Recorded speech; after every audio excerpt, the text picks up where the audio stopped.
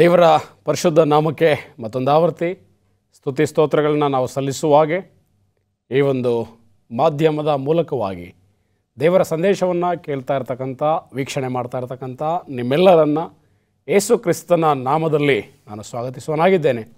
So ಈ ಒಂದು ಸರಣಿಯಲ್ಲಿ ನಾವು ಇಸ್ರಾಯೇಲೇ ನಿನ್ನ ದೇವರ ಬರುವಿಕೆಗೆ ನಿನ್ನನ್ನು ಸಿದ್ಧ ಮಾಡಿಕೋ ಅನ್ನುವಂಥ ಒಂದು ವಿಷಯದ ಬಗ್ಗೆ ನಾವು ಕಲಿತಾ ಇದ್ದೇವೆ. ಅದರಲ್ಲಿ ಈ ದಿವಸ ಒಂದು ವಿಶೇಷ ಸಂದೇಶವನ್ನು ನಾವು ಕೇಳಲಿಕ್ಕೆ ಹೋಗ್ತೇವೆ ಪ್ರಿಯರೇ. ಸೊ ಈ ಒಂದು ಸಂದೇಶವನ್ನು ನಾವು ಪ್ರಾರಂಭಿಸುವ ಹಾಗೆ ತಲೆಗಳನ್ನು ಬಾಗಿಸಿ ನಾವು ಪ್ರಾರ್ಥನೆಯೊಂದಿಗೆ ಮುಂದುವರಿಯೋಣ.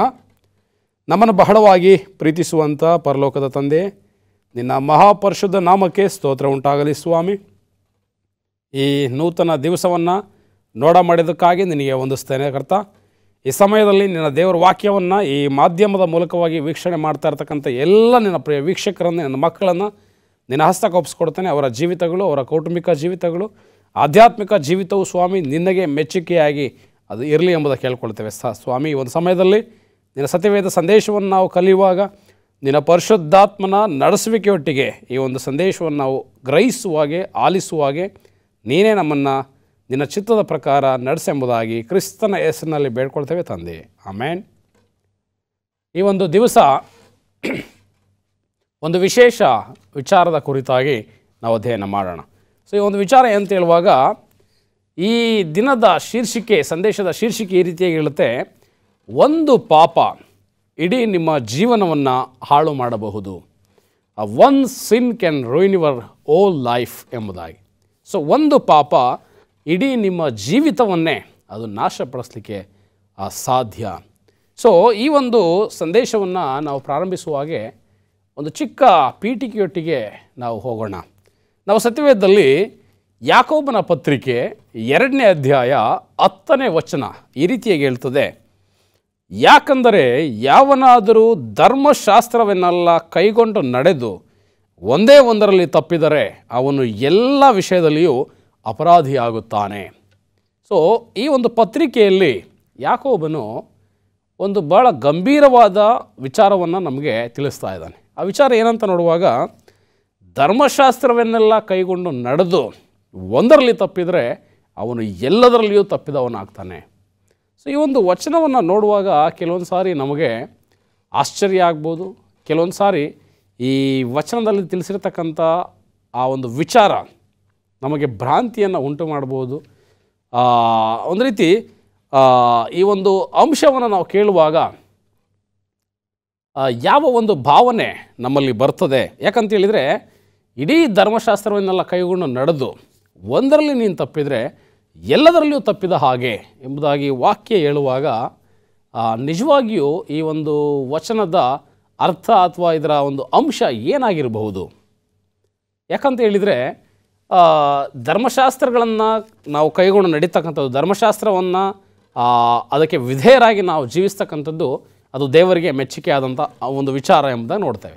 ಸೊ ಆದರೆ ನೀನು ಕೈಗೊಂಡು ಧರ್ಮಶಾಸ್ತ್ರವನ್ನು ನಡೆಯುವಂಥ ಸಮಯದಲ್ಲಿ ನೀನು ಎಲ್ಲವನ್ನು ಕೈಗೊಂಡು ನಡೆದು ಒಂದರಲ್ಲಿ ತಪ್ಪಿದರೆ ಎಲ್ಲದರಲ್ಲಿಯೂ ನೀನು ಅಪರಾಧಿ ಅಂತ ಹೇಳುವಾಗ ಇದು ಸ್ವಲ್ಪ ಇದು ಒಂದು ತೀವ್ರತೆಗೆ ನಮ್ಮನ್ನು ತೆಗೆದುಕೊಂಡು ಹೋಗುತ್ತೆ. ಯಾಕಂತ ಹೇಳಿದರೆ ಧರ್ಮಶಾಸ್ತ್ರಗಳನ್ನು ನಾವು ಕೈಗೊಂಡು ನಡೆಯುವ ಸಮಯದಲ್ಲಿ ನಾವು ಒಂದನ್ನು ನಾವು ಮೀರಿ ನಡೆದಾಗ, ತಪ್ಪಿದಾಗ ಅದು ಪಾಪ ಎಂಬುದಾಗಿ ಪರಿಗಣಿಸಲ್ಪಡುತ್ತೆ ಮತ್ತು ಅಪರಾಧಿ ಆಗ್ತಾನೆ ಎಂಬುದಾಗಿ ವಚನ ಹೇಳುತ್ತೆ. ಸೊ ಹಾಗಾದರೆ ಒಂದು ಪಾಪ ಅಥವಾ ಒಂದು ಧರ್ಮಶಾಸ್ತ್ರವನ್ನು ಮೀರುವಂಥ ಅಂಶವು ನಮ್ಮನ್ನು ಪಾಪಿಯನ್ನಾಗಿ, ಅಪರಾಧಿಯನ್ನಾಗಿ ಅದು ಎಣಿಸಲಿಕ್ಕೆ ಸಾಧ್ಯ. ಸೊ ಈ ಒಂದು ವಚನವನ್ನು ನಾವು ಅಧ್ಯಯನ ಮಾಡುವಾಗ ಇದರ ಕುರಿತಾಗಿ ನಾವು ಸ್ವಲ್ಪ ಹೊತ್ತು ಚಿಂತಿಸುವಂಥ ಸಮಯದಲ್ಲಿ ಸೊ ನಿಜವಾಗಿಯೂ ಒಂದು ಮಿಸ್ಟೇಕ್ ಅಥವಾ ಒಂದು ತಪ್ಪು, ಒಂದು ಪಾಪ ನಮ್ಮನ್ನು ಸಂಪೂರ್ಣ ಜೀವಿತದುದ್ದಕ್ಕೂ ನಾವು ಅಪರಾಧಿ ಎಂಬುದಾಗಿ ಅದು ಎಣಿಸುವಂಥದ್ದಾಗಿದೆಯಾ? ಸೊ ನಾವು ನೋಡ್ತೇವೆ, ಸತ್ಯವೇದದಲ್ಲಿ ಒಂದು ಘಟನೆಯ ಕುರಿತಾಗಿ ನಾವಿವತ್ತು ಕಲಿಯೋಣ. ಸೊ ಆ ಒಂದು ಘಟನೆಯಲ್ಲಿ ಒಬ್ಬ ವ್ಯಕ್ತಿ ಆತನು ಮಾಡಿದಂಥ ಒಂದು ಸಣ್ಣ ತಪ್ಪು ಅಥವಾ ಒಂದು ಪಾಪ, ಆತನು ಯಾವಾಗ ಮೊದಲನೇದಾಗಿ ಒಂದು ಪಾಪಕ್ಕೆ ಅವನು ಒಳಗಾಗ್ತಾನೆ, ಆ ಒಂದು ಪಾಪ ಆತನ ಜೀವಿತವನ್ನು ಸಂಪೂರ್ಣ ನಾಶನದೆಡೆಗೆ ಅದು ನಡೆಸ್ತದೆ. ಜೊತೆಗೆ ಆ ಒಂದು ಪಾಪ ಹಲವಾರು ಪಾಪಗಳನ್ನು ಮಾಡೋದಕ್ಕೆ ಅದು ಪ್ರೇರಣೆಯನ್ನು ಉಂಟು ಮಾಡ್ತದೆ.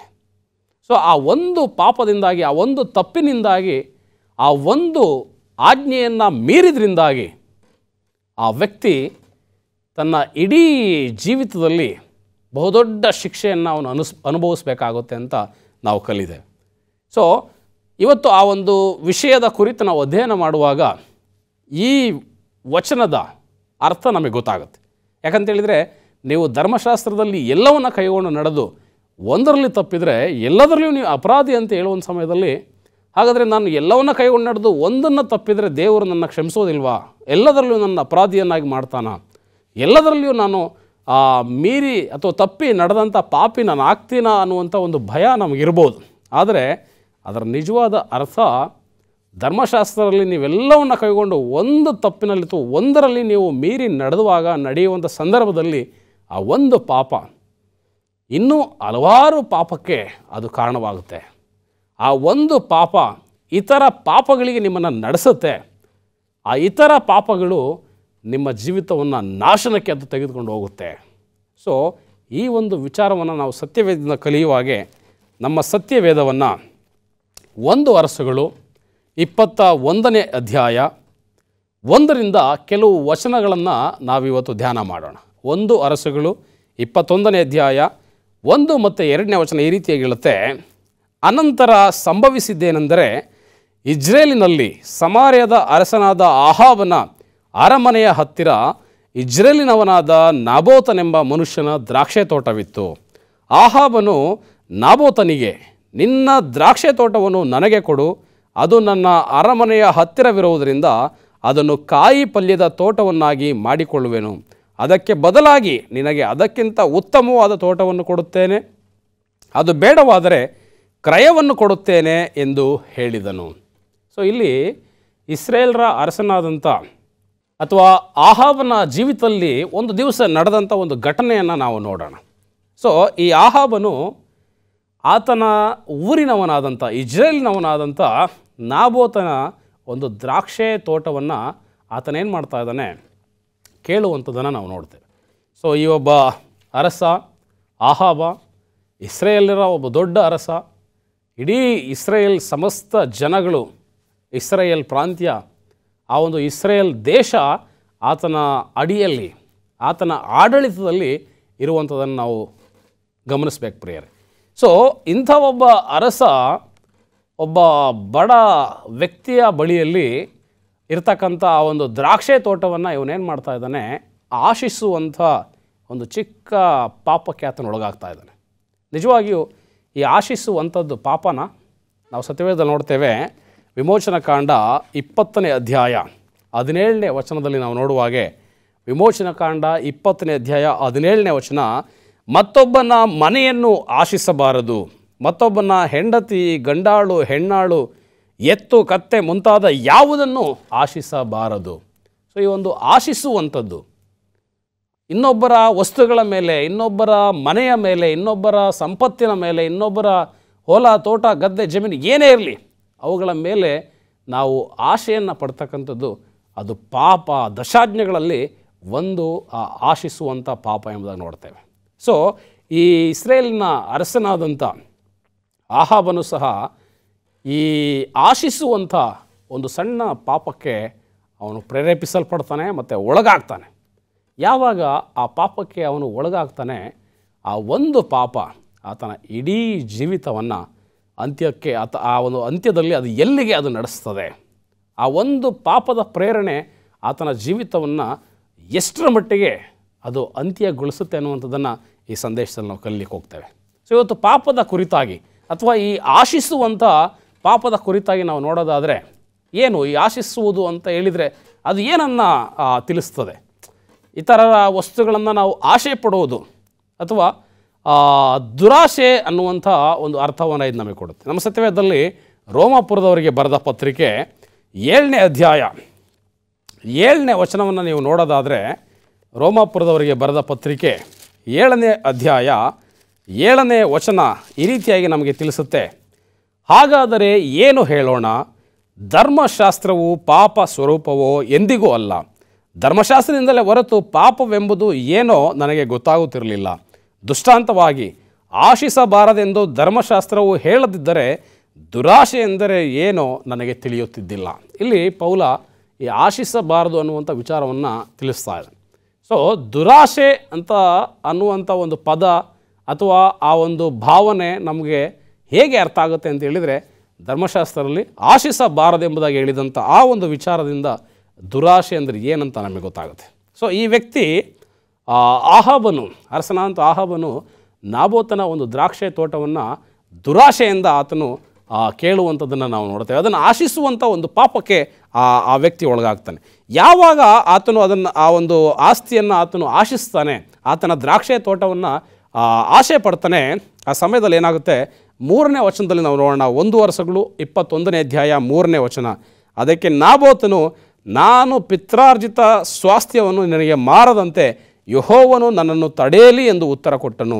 ನನ್ನ ಪಿತ್ರಾರ್ಜಿತ ಸ್ವಾಸ್ಥ್ಯವನ್ನು ನಿನಗೆ ಕೊಡುವುದಿಲ್ಲವೆಂದು ನಾಬೋತನು ಹೇಳಿದನು. ಸೊ ಈ ನಾಬೋತ ಏನು ಮಾಡ್ತಾನೆ, ನನ್ನ ಪಿತ್ರಾರ್ಜಿತ ಆಸ್ತಿಯನ್ನು ನಾನು ನಿನಗೆ ಕೊಡೋದಿಲ್ಲ, ಅದನ್ನು ನಾನು ಕೊಡೋದಾದರೆ ಯೆಹೋವನು ನನ್ನನ್ನು ತಡೆಯಲಿ ಎಂಬುದಾಗಿ ಈ ವ್ಯಕ್ತಿ ಹೇಳುವಂಥದ್ದು ನೋಡ್ತೇವೆ. ಮುಖ್ಯವಾಗಿ ನಾವು ಗಮನಿಸಬೇಕು ಪ್ರಿಯರೇ, ಯಾವಾಗ ಈ ಆಹಾಬ ಅರಸ ಆ ದ್ರಾಕ್ಷಿ ತೋಟದ ಮೇಲೆ ಕಣ್ಣಿಡ್ತಾನೆ, ಅದನ್ನು ಆಶಿಸ್ತಾನೆ, ಅದು ಅವನಿಗೆ ದಕ್ಕೋದಿಲ್ಲ, ಅದು ಅವನಿಗೆ ದಕ್ಕಲ್ಲ, ಅದು ಅವನಿಗೆ ಸಿಕ್ಕಲಿಲ್ಲ ಎಂಬತಕ್ಕಂಥ ಆ ವಿಚಾರ ಯಾವಾಗ ಗೊತ್ತಾಯಿತು, ಅವನ ನಂತರ ಏನು ಮಾಡೋದಕ್ಕೆ ಮುಂದಾಗ್ತಾನೆ ನೋಡ್ರಿ. ಆತನು ಈ ಘಟನೆಯನ್ನು ನೀವು ಓದ್ಕೊಳ್ರಿ. ವಾಕ್ಯ ಹೇಳುತ್ತೆ, ಆತನು ಸಿಟ್ಟಿನಿಂದ ಗಂಟು ಮೊರೆ ಮಾಡಿಕೊಂಡು ಮನೆಗೆ ಬರ್ತಾನೆ. ಮನೆಗೆ ಬಂದು ಆತನು ಗೋಡೆಯ ಕಡೆಗೆ ಮುಖ ತಿರುಗಿಸಿ ಆತನು ಇರುವಂಥದ್ದನ್ನು ನಾವು ನೋಡ್ತೇವೆ. ಇದನ್ನು ಗಮನಿಸಿದಂಥ ಆತನ ಹೆಂಡತಿ ಇಜೆಬೆಲಳು ಆತನ ಬಳಿಗೆ ಬಂದು, ಯಾಕೆ, ಏನಾಯಿತು, ಯಾಕೆ ನೀನು ಊಟ ಮಾಡ್ತಾ ಇಲ್ಲ, ಯಾವ ಚಿಂತೆಯಲ್ಲಿ ನೀನು ಇರ್ತೀಯ ಎಂಬುದಾಗಿ ಕೇಳುವಾಗ ಇವನು ಹೇಳ್ತಾನೆ, ನಾಬೋತನ ದ್ರಾಕ್ಷೆ ತೋಟವನ್ನು ನಾನು ಕೇಳಿದೆ, ಆದರೆ ಆತನು ನನಗೆ ಕೊಡೋದಕ್ಕೆ ಒಪ್ಪಲಿಲ್ಲ ಎಂಬುದಾಗಿ ಹೇಳುವಂಥ ಸಮಯದಲ್ಲಿ ಆತನ ಹೆಂಡತಿಯಾದಂಥ ಇಜೆಬೆಲಳು ಈತನನ್ನು ಇನ್ನೂ ಹೆಚ್ಚಿನ ಪಾಪಕ್ಕೆ ಪ್ರೇರಿಸಿ ಆ ಒಂದು ಪಾಪದ ಎಷ್ಟರ ಮಟ್ಟಿಗೆ ಆ ಒಂದು ಕುಟುಂಬವನ್ನು ಅಥವಾ ಆ ಒಂದು ದಂಪತಿಗಳನ್ನ ನಡೆಸುತ್ತೆ ಎಂಬುದಾಗಿ ನಾವು ನೋಡೋದಾದರೆ, ನಾವು 8ನೇ ವಚನವನ್ನು ನಾವು ಓದುವುದಾದರೆ ಪ್ರಿಯರೇ, ಅದೇ 1 ವರ್ಷಗಳು 21ನೇ ಅಧ್ಯಾಯ 8ನೇ ವಚನ ಈ ರೀತಿಯಾಗಿ ಹೇಳುತ್ತೆ, ಆಹಾಬನ ಹೆಸರಿನಲ್ಲಿ ಒಂದು ಪತ್ರವನ್ನು ಬರೆದು ಅದಕ್ಕೆ ಅವನ ಮುದ್ರೆ ಹಾಕಿ ಅದನ್ನು ನಾಬೋತನ ಊರಿನಲ್ಲಿದ್ದ ಎಲ್ಲ ಪ್ರಧಾನ ಪುರುಷರಿಗೂ ಹಿರಿಯರಿಗೂ ಕಳುಹಿಸಿದಳು.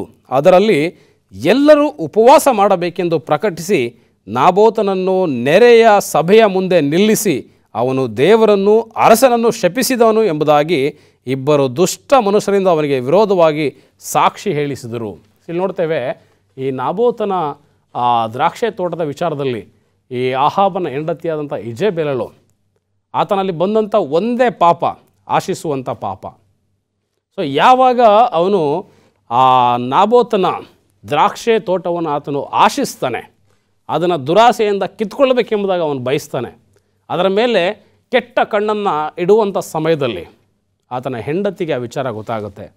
ಅವಳು ಸಹ ಆ ದುರಾಶೆ ಅಥವಾ ಆಶಿಸುವಂಥ ಪಾಪಕ್ಕೆ ತನ್ನ ಗಂಡ ಹೋಗುವುದನ್ನು ತಡೆಯದೆ ಇನ್ನೂ ಹೆಚ್ಚಿನ ಉತ್ತೇಜನವನ್ನು, ಪ್ರೋತ್ಸಾಹವನ್ನು ಕೊಡುವಂಥದ್ದು ನಾವು ನೋಡ್ತೇವೆ.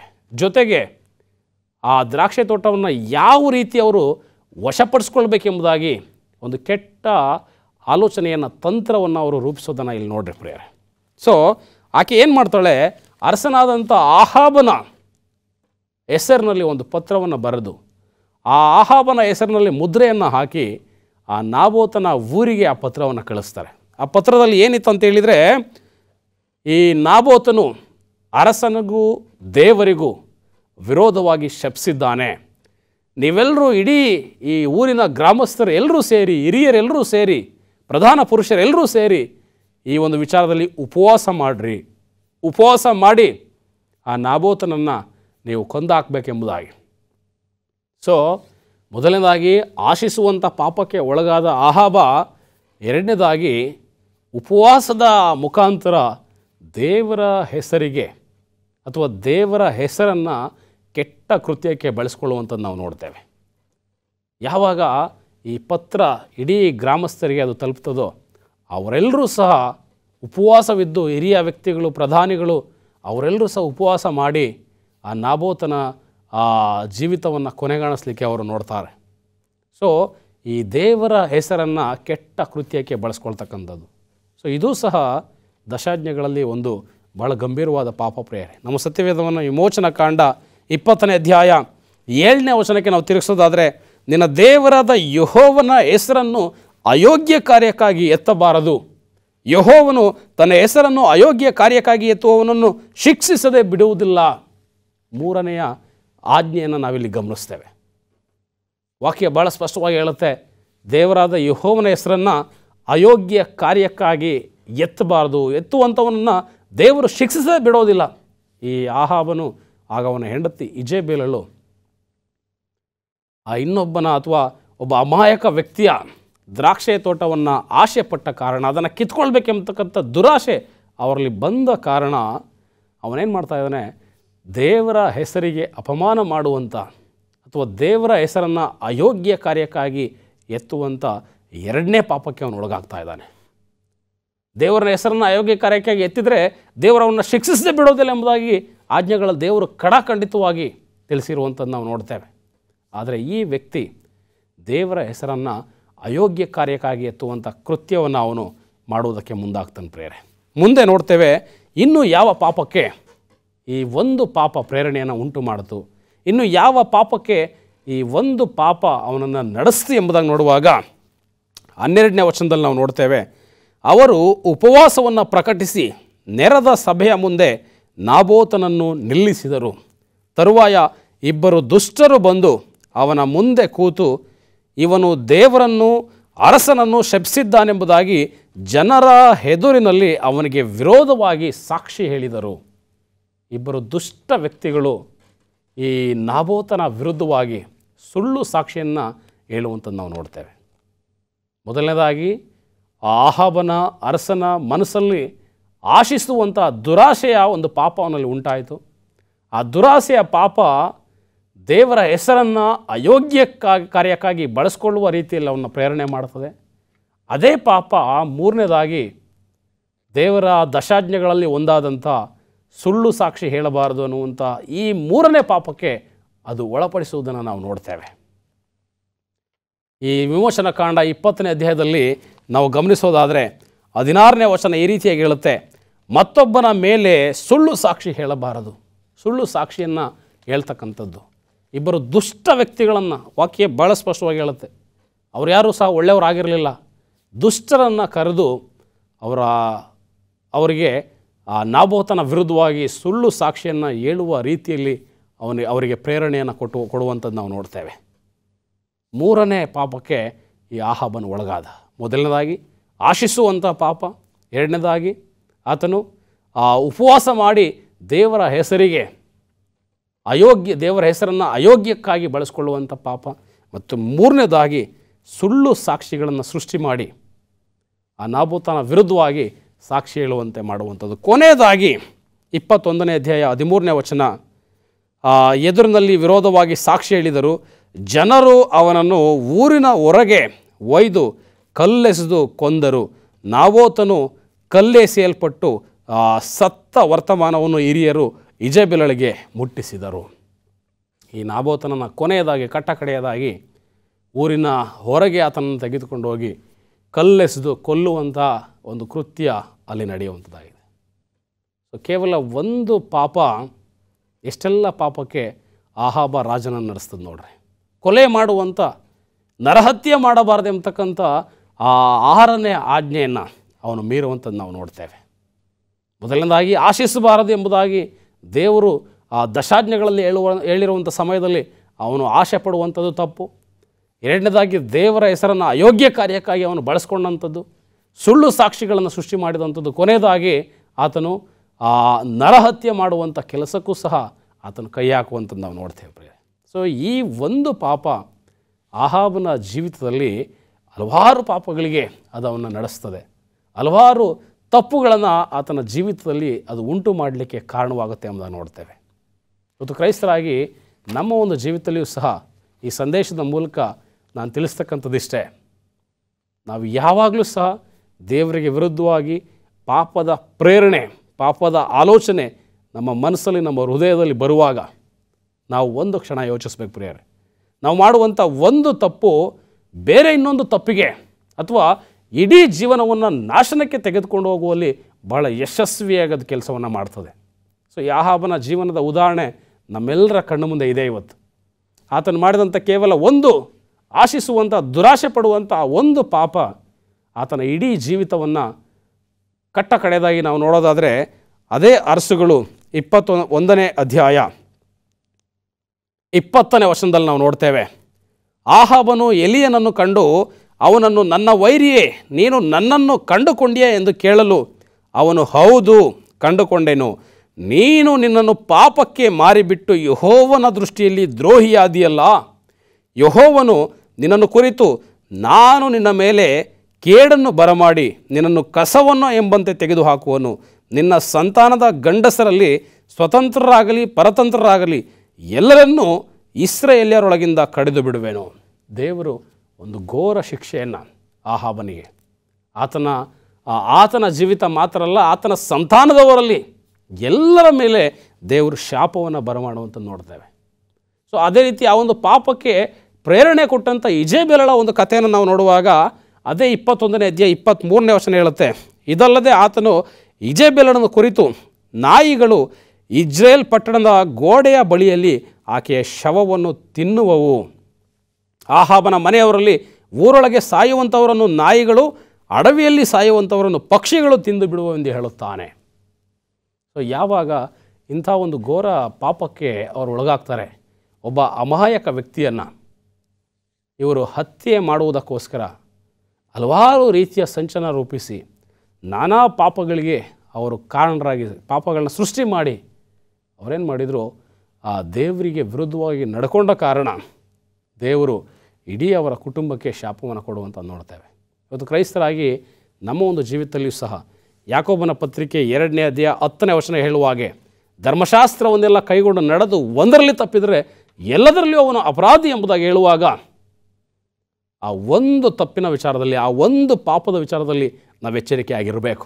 ಯಾಕಂತೇಳಿದರೆ ಆ ಒಂದು ಪಾಪ ನಮ್ಮನ್ನು ಮತ್ತೆ ಯಾವ ಪಾಪಕ್ಕೆ ನಡೆಸ್ಬೋದು, ಮತ್ತು ಯಾವ ತಪ್ಪಿಗೆ ನಮ್ಮನ್ನು ನಡೆಸಲಿಕ್ಕೆ ಸಾಧ್ಯ, ಮತ್ತು ಎಲ್ಲಿಗೆ ಅದು ನಮ್ಮನ್ನು ಕರೆದೋಗುತ್ತೆ, ಮತ್ತು ಕೊನೆಯದಾಗಿ ಆ ಒಂದು ಪಾಪ ನಮ್ಮ ಅಂತ್ಯಕ್ಕೂ ಸಹ ಅಥವಾ ನಮ್ಮ ನಾಶನಕ್ಕೂ ಸಹ ಅದು ಕಾರಣವಾಗಲಿಕ್ಕೆ ಸಾಧ್ಯವಿದೆ ಪ್ರಿಯರೇ. ಇವತ್ತು ನಾವು ನಮ್ಮ ಜೀವಿತದಲ್ಲಿ ನಾವು ಒಂದು ಕ್ಷಣ ಎಡುವ ಮುಂಚೆ, ಪಾಪ ಮಾಡುವ ಮುಂಚೆ, ಪಾಪದ ಪ್ರೇರಣೆಗಳು ನಮ್ಮ ಮನಸ್ಸಲ್ಲಿ ಬರೋದಕ್ಕಿಂತ ಮುಂಚೆ ನಾವು ಆಲೋಚನೆ ಮಾಡಬೇಕಾಗಿದೆ. ಸತ್ಯವೇದದಲ್ಲಿ ಒಂದು ವಚನ ಈ ರೀತಿಯಾಗಿ ಹೇಳ್ತದೆ, ರೋಮಪುರದವರಿಗೆ ಬರೆದ ಪತ್ರಿಕೆ 2ನೇ ಅಧ್ಯಾಯ 5ನೇ ವಚನ, ನೀನು ನಿನ್ನ ಮೊಂಡುತನವನ್ನು ಪಶ್ಚಾತ್ತಾಪವಿಲ್ಲದ ಮನಸ್ಸನ್ನು ಅನುಸರಿಸುವುದರಿಂದ ನಿನಗೋಸ್ಕರ ದೇವರ ಕೋಪವನ್ನು ಕೂಡಿಸಿಟ್ಟುಕೊಳ್ಳುತ್ತಾ ಇದ್ದಿ. ದೇವರ ಕೋಪವು ನ್ಯಾಯವಾದ ತೀರ್ಪು ಪ್ರಕಟವಾಗುವ ದಿವಸ ಬರುತ್ತದಷ್ಟೇ. ಆತನು ಪ್ರತಿಯೊಬ್ಬನಿಗೆ ಅವನವನ ಕೃತ್ಯಗಳಿಗೆ ತಕ್ಕ ಪ್ರತಿಫಲವನ್ನು ಕೊಡುವನು. ಸೊ ದೇವರು ಆತನ ಆಜ್ಞೆಗಳನ್ನ ಮೀರ್ತಕ್ಕಂಥ ಜನರಿಗೆ, ಯಾರು ಇನ್ನೂ ಮೊಂಡುತನದಲ್ಲಿದ್ದಾರೆ, ಪಶ್ಚಾತ್ತಾಪವನ್ನು ಪಡೋದಿಲ್ಲ ಅಂಥವ್ರಿಗೋಸ್ಕರ ಆತನ ನ್ಯಾಯ ತೀರ್ಪಿನ ದಿವಸದಲ್ಲಿ ದೇವರ ಕೋಪವನ್ನು ಅಂಥ ಜನಗಳ ಮೇಲೆ ಪ್ರಕಟಪಡಿಸ್ತಾನೆ ಎಂಬುದು ವಾಕ್ಯ ಹೇಳ್ತದೆ. ಇವತ್ತು ನಾವು ಈ ಒಂದು ಸಂದೇಶವನ್ನು ಕೇಳುವಾಗ ನಮ್ಮನ್ನು ನಾವು ಬದಲಾಯಿಸ್ಕೊಳ್ಬೇಕು. ನಮ್ಮ ಹೃದಯವನ್ನು ನಾವು ಮೊಂಡುತನಕ್ಕೆ ಒಳಪಡಿಸದೆ ನಾವು ಆ ಪಶ್ಚಾತ್ತಾಪವನ್ನು ಪಟ್ಟು ದೇವರ ಒಂದು ಕ್ಷಮೆಯನ್ನು ಕೇಳಿ ಮಾನಸಾಂತರವನ್ನು ಹೊಂದಿ ಯಾವುದೇ ಪಾಪಕ್ಕೆ ನಾವು ಒಳಗಾಗದಂತೆ, ಒಂದು ಪಾಪ ಇಡೀ ಜೀವಿತವನ್ನು, ಆಹಾಬನ ಜೀವಿತವನ್ನು ನಾಶಪಡಿಸಿದ ಹಾಗೆ ನಮ್ಮ ಜೀವನದಲ್ಲಿ ಮಾಡುವಂಥ ಒಂದು ಪಾಪ, ಒಂದು ತಪ್ಪು ನಮ್ಮ ಇಡೀ ಜೀವಿತದ ನಾಶನಕ್ಕೆ ಅದು ಕಾರಣವಾಗದಿರಲಿ ಎಂಬುದಾಗಿ ಒಂದು ವೇಳೆ ನಾವು ತಪ್ಪುಗಳನ್ನ, ಪಾಪಗಳನ್ನ ಮಾಡಿದ್ದೇ ಆದರೆ ದೇವರ ಮುಂದೆ ನಾವು ಕ್ಷಮೆಯನ್ನು ಕೇಳಿ ನಾವು ಮೊಂಡರಾಗದೆ ಪಶ್ಚಾತ್ತಾಪವನ್ನು ಹೊಂದಿ ದೇವರಿಗೋಸ್ಕರ ಜೀವಿಸ್ತಕ್ಕಂಥದ್ದು ಬಹಳ ಮುಖ್ಯ ಪ್ರಿಯರೇ. ಆದ್ದರಿಂದ ಈ ಒಂದು ಸಂದೇಶವನ್ನು ಕೇಳುವಾಗ ನಾವು ನಿರ್ಧಾರ ತೆಗೆದುಕೊಳ್ಳೋಣ. ದೇವರಿಗೋಸ್ಕರ ಜೀವಿಸುವಾಗ ದೇವರು ನಿಮ್ಮನ್ನು ಆಶೀರ್ವದಿಸ್ತಾನೆ. ಆಮೆನ್.